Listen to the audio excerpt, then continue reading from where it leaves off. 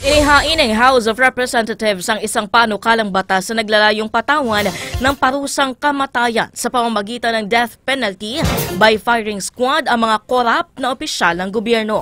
Sa ilalim ng House Bill 11211 na isinulong ni Zamboanga City 1st District Representative kay Mer Adan Olaso, ipapataw ang parusa sa mga opisyal na mapapatunayang guilty ng sandigang bayan sa graft, malversation of public funds at plunder na kumpirmado ng Korte Suprema. Ayon kay Olaso, layunin ng panukala na ibalik ang tiwala ng publiko sa gobyerno, pigilan ang mga posibleng lumabag at tiyakin na ipapataw ang hustisya sa mga Pilipino na lubos na naapektuhan ng katiwalian. Gayunpaman, tinutulan nito ni House Deputy Majority Leader Francisco Paulo Ortega Villa na tinawag ang parusang firing squad na medieval at naninindigang dapat igalang ang karapatang mabuhay ng bawat isa.